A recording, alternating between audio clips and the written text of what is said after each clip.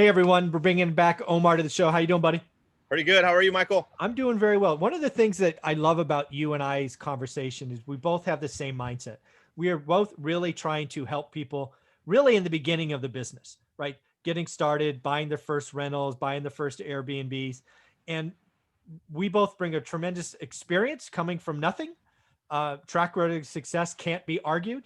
And now we both are giving back. And really want this one to be about the importance of being a mentor or finding a coach that kind of gels with you. I know you just had a phone call the other day with an agent. So, and I talk to students all the time. So why don't we just talk about some of the conversations we've had, some that feel good, some that feel bad, because when you are in our position, you sometimes get all kinds of people calling you and some work and some don't. Yeah, it's a huge topic, Michael. And you know what? I see things right now totally different. Like 17 years ago, no one told me what I needed to do Yeah. or what path to take or what worked for them. Yeah. Everybody held all their information really close to their chest. They didn't want to share. Obviously, now that internet's crazy and Google and there's so much information on YouTube and other sources that you can just go online and kind of find, what you're wanting. Yeah. But there's so much overload. Before there wasn't any. Yeah. And then now there's just so much of it that every Tom and Harry have some type of course or whatever the case that they haven't even done any of the business. Yeah. All they are is really good talkers.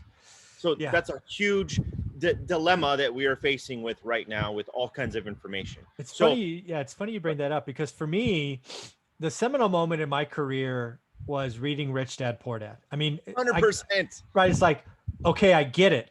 And then I turn around and I actually read the book again, right? I read it cover to cover. And then I'm like, I don't know what to do. Maybe I missed it. I'm like, I'm going to read it again. It's not there.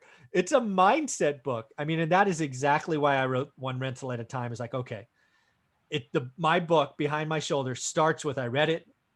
What happened? Right. And then it's like, and there, again, I don't have these plans. So I write the book, thousands of people buy it. It's over 10,000 copies now. And beautiful. Yeah. Self-published. So yay. It was actually above Rich Dad Poor Dad the other day on Amazon. So I took a snapshot. It's never happened before. You got to send that to me. Send that to me. I'll post it. There you go. That was awesome. I'll do that right now. And then I do that. And then people come out of the woodworks because I give my email in the book. Right. And people are emailing me. How do I do it? How do I do it? I'm like, oh shit. I can't say yes to coffee. I can't do this. I can't do that. You're on the other side of the planet. How can we meet? So I had to create the course, how to get started one rental at a time. Right. So I just it took a month, right, to put it all together. Now I give back with a private Facebook group. And again, it's just the mindset you and I have is to give. And, 100%.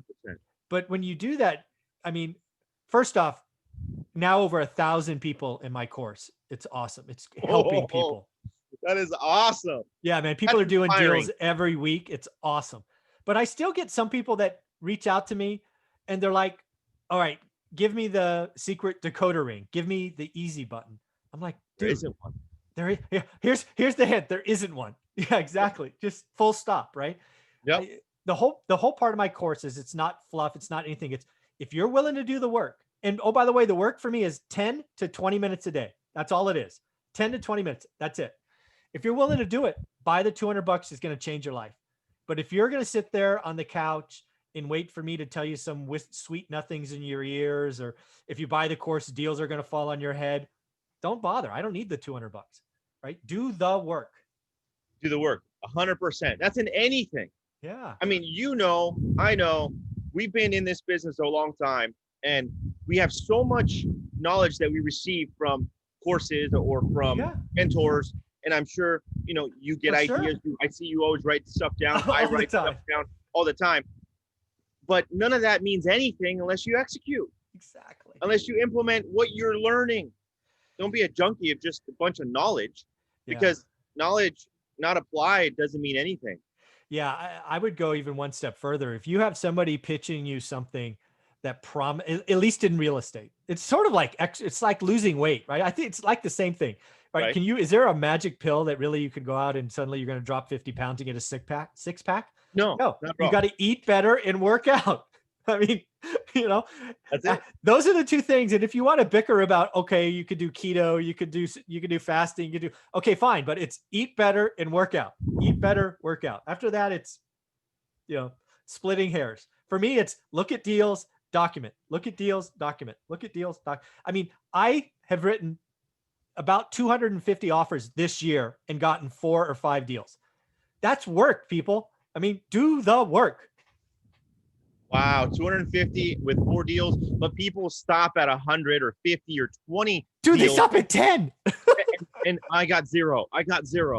But those 4 deals could potentially change someone's life. So it takes you 250 tries. I mean, come on. Yeah, I mean, again, right? I mean, not to brag, I'm not trying to brag, but just trying to give real life examples, right? Those 4 deals, it's going to be a very slow year for me. I think we've added like $500 in cash flow, and then will have flipped and made 6 figures. I mean, what's wrong with that? That's not a bad year. I mean, heck, no. we're in the middle of a pandemic. What do you want? Exactly. I love it. That's awesome. Yeah. Well, hey, I know you had a conversation with the real estate agent who has this, just this need. And again, I have this all the time, but I want you to talk about it. This investor, this need, they got money in the pocket. They've been approved for an investment loan, and now they're hungry, right? I got to get a deal. I have a goal in 2020 to get an investment property. And that's almost a dangerous mindset, frankly. You know what? It 100% is. And I will tell you the background story here. You know, I run a team, and we're really, really good. And I focus on not just helping them create listings and create opportunities in front of owners or sellers. I have them start thinking about the investment side of it. Okay. And there's only 7 or 8 of us, so it's easily managed, and a lot of them are implementing it, which is awesome, which is I'm getting a great return in that aspect. Yeah. And now she is bringing me all these deals, like potential listings, but they're turning into some conversational like topics of investing. So it's perfect. That's exactly that avenue I want them to take. And she's all about, I got to get a rental. I have to get a rental. I want to keep it. Doesn't even matter on the cash flow. And I said, listen, you have to go at it in a good format, because it has to pencil out. It has to make sense. Mm-hmm. She doesn't want to do hard money. She wants to borrow some money, whatever the case. However, it's like $150,000 house, but the tenant only pays $1,000.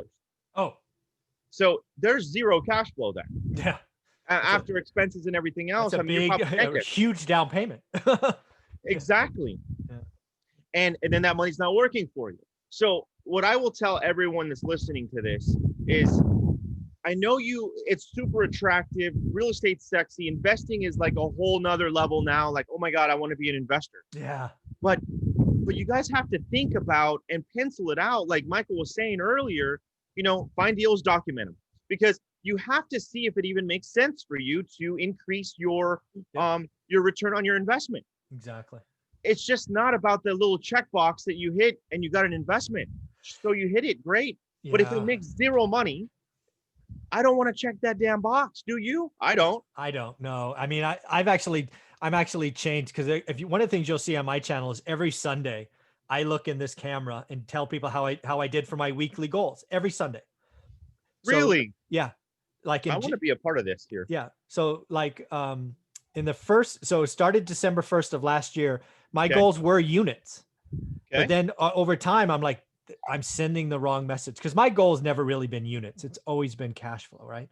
Right. That's all it's about. So I had to change, right? So what I did, I think it was by the second 13-week period, because I always change my goals every 13 weeks, is it went to cash flow.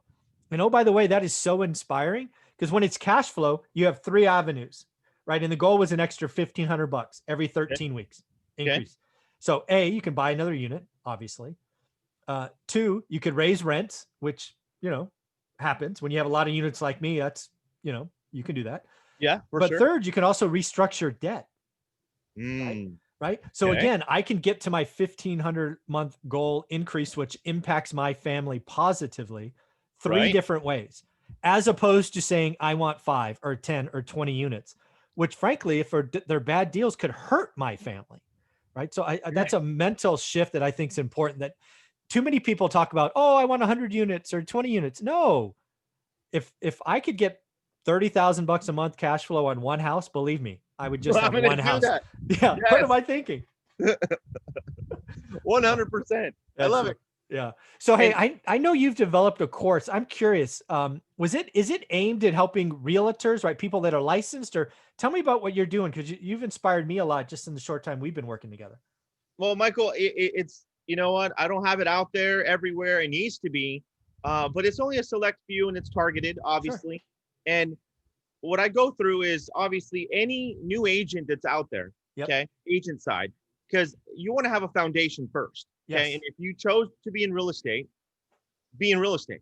Figure out how to increase your income consistently, Yeah. you know, so then you're able to learn more. So my whole steps are generating leads. Yeah. Obviously, that's the number one key because you don't do anything unless you generate leads Yep. in our business. Yep.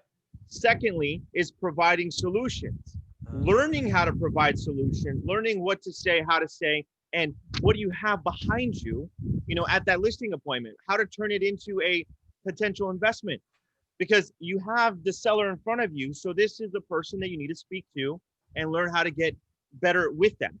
Okay. And then after that is your database. Passive income, though. So there's three topics: generating leads, providing solutions, and passive income. However you get it.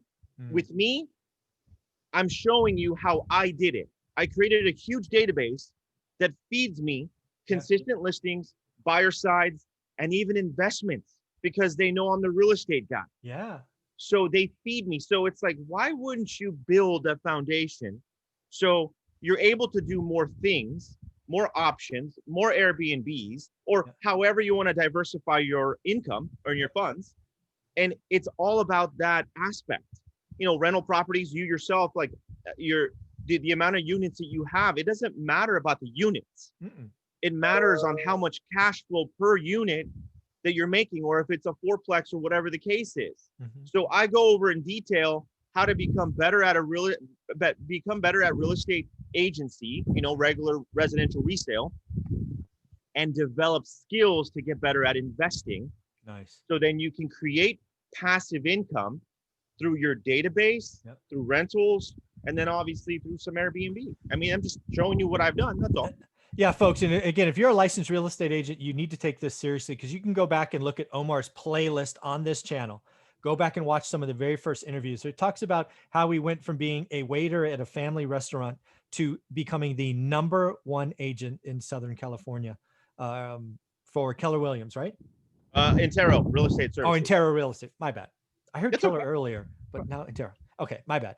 But again, waiter, #1. Waiter, #1. He knows what he's doing. Again, there's at least 8 hours of content here. Omar, I applaud you for all you've done. You've helped people, helping this channel. I want to thank you. Any closing thoughts on this importance of getting a mentor? You know, be careful who you're listening to is the key. If you're listening to Michael, he knows what he's doing. He has all these units. Look around, and the people that are talking and creating some type of you know, buzz. Yeah. Find out what they've done. Like, even though Michael isn't out there, everybody needs to go and read his dang book. You have to read it. Pay attention to him. Go follow him on YouTube.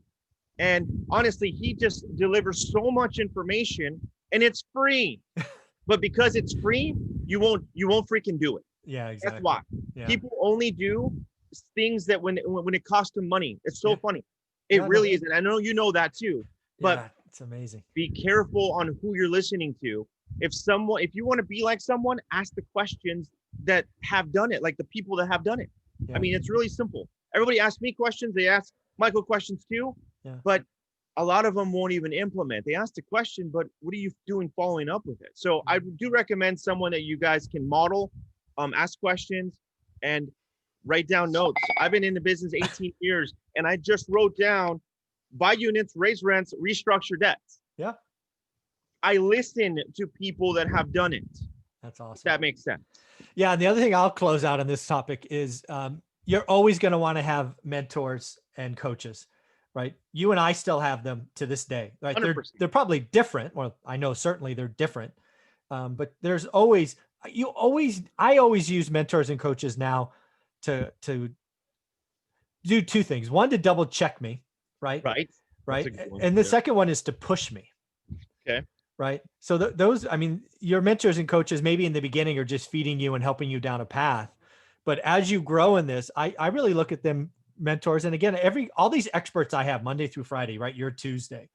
I'm always gathering and collecting data and just using these as kind of free mentoring for me. So I appreciate it. I appreciate you too. All these things. I mean, I'm writing stuff down, and it's like to create that $1,500 that you were mentioning, Michael. Yeah, I'm just going to go raise rents a couple, 5 or 6 units at $300 or something like that. There it is. There it is. Done. Yeah. Honey, we're done. Let's go pop some champagne. Exactly.